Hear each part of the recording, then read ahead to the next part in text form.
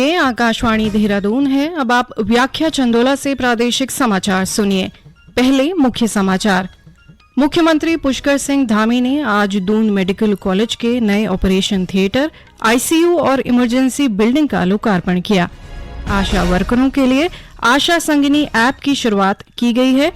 मुख्यमंत्री पुष्कर सिंह धामी ने आज देहरादून में परिवहन विभाग की 6 सेवाओं का उद्घाटन किया और मुख्य सचिव डॉक्टर एस संधू ने उत्तराखंड लोक सेवा आयोग की परीक्षाओं को शुचितापूर्ण और पारदर्शिता से कराने के लिए फुल प्रूफ प्लान तैयार करने के निर्देश दिए हैं।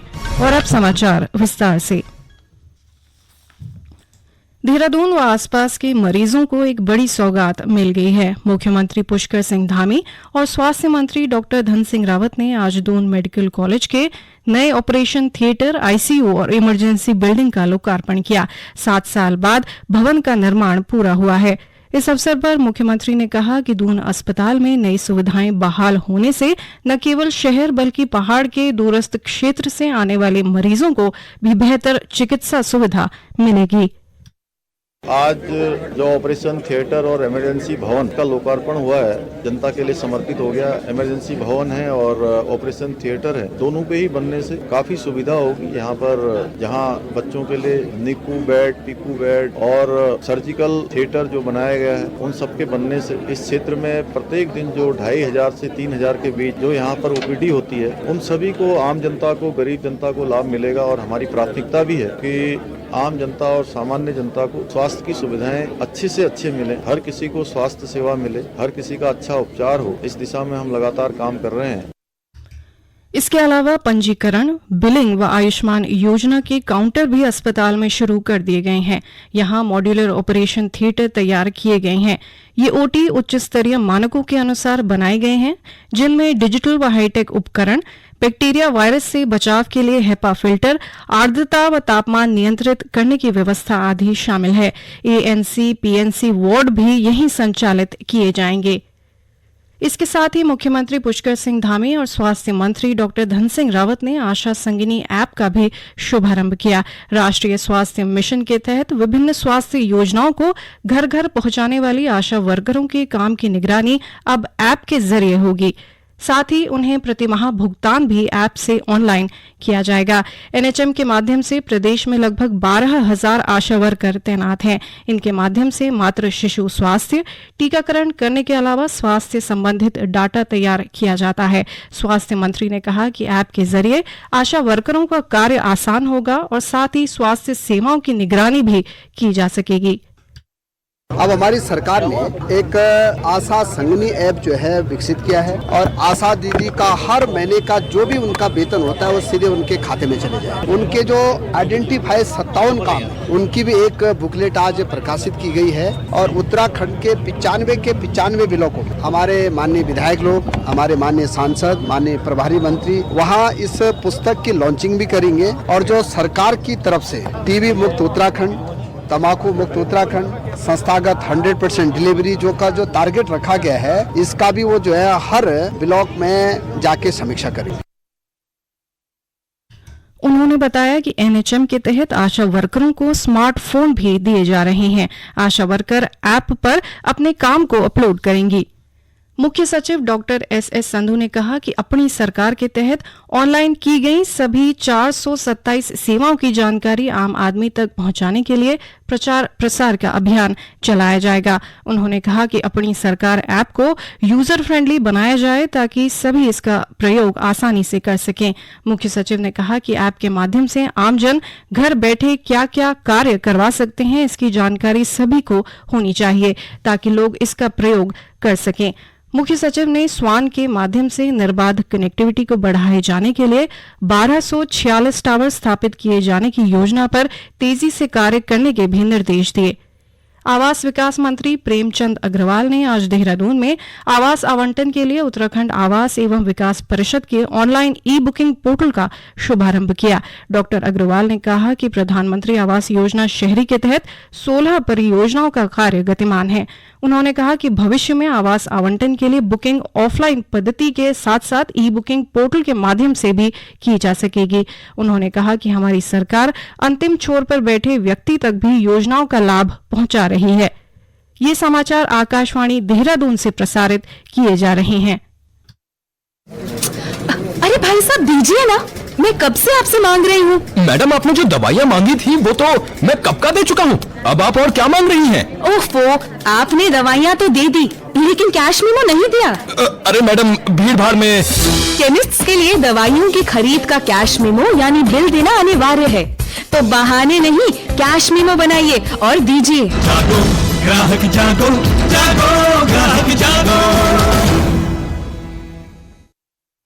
मुख्यमंत्री पुष्कर सिंह धामी ने आज देहरादून में सूचना एवं लोक संपर्क तथा नियोजन विभाग की विकास पुस्तिका का विमोचन करने के साथ ही परिवहन तथा पंचायती राज विभाग की विभिन्न योजनाओं का लोकार्पण किया। कार्यक्रम में सूचना प्रौद्योगिकी विकास एजेंसी द्वारा विकसित नागरिक केंद्रित परियोजना अपनी सरकार पोर्टल का एंड्रॉयड आधारित mobile app, dark lake, CM helpline mobile app, ITDA CALC SDWN का लोकार्पण भी किया गया। इस अवसर पर मुख्यमंत्री पुष्कर सिंह धामी ने कहा कि हमारा लक्ष्य है कि आम जनता की कार्य सरलता और पारदर्शिता के साथ संपन्न हो। उन्होंने कहा कि सरकार जिस योजना का शिलान्यास करेगी उसका लोकार्पण भी तय समय पर होगा। उत्तराखंड परिवहन विभाग की 6 सेवाएं ऑनलाइन की गई हैं। कार्यक्रम में निजी क्षेत्र के अंतर्गत देहरादून और रुद्रपुर में स्थापित ऑटोमेटेड टेस्टिंग स्टेशन का भी ऑनलाइन शुभारंभ किया गया। मुख्य सचिव डॉक्टर SS संधू ने उत्तराखंड लोक सेवा आयोग की परीक्षाओं को शुचितापूर्ण और पारदर्शिता से कराने के लिए फुल प्रूफ प्लान तैयार करने के निर्देश दिए हैं। आज मुख्य सचिव ने सभी जिलाधिकारियों और पुलिस अधीक्षकों के साथ वर्चुअल माध्यम से बैठक कर चर्चा की। उन्होंने कहा कि उत्तराखंड अधीनस्थ सेवा चयन आयोग से उत्तराखंड लोक सेवा आयोग को हस्तांतरित परीक्षाओं में से दिसंबर माह में पुलिस आरक्षी, IRB और अग्निशामक की परीक्षा होनी है। उन्होंने जिला अधिकारियों को प्रश्न पत्रों को रखने के लिए डबल लॉक सिस्टम और CCTV कैमरों की व्यवस्था करने को कहा। उन्होंने कहा कि परीक्षा केंद्रों की वीडियोग्राफी के लिए CCTV कैमरों की व्यवस्था सुनिश्चित की जाए। मुख्य सचिव ने परीक्षा केंद्रों में स्मार्ट वॉच सहित किसी भी प्रकार की घड़ी, मोबाइल फोन और गैजेट्स को पूर्णतः प्रतिबंधित करने के निर्देश दिए। उन्होंने कहा कि समय देखने के लिए परीक्षा केंद्रों में घड़ी की व्यवस्था सुनिश्चित की जाए और दूरस्थ क्षेत्रों से आने वाले परीक्षार्थियों की मोबाइल घड़ी रखने के लिए परीक्षा केंद्रों पर उचित व्यवस्था की जानी चाहिए।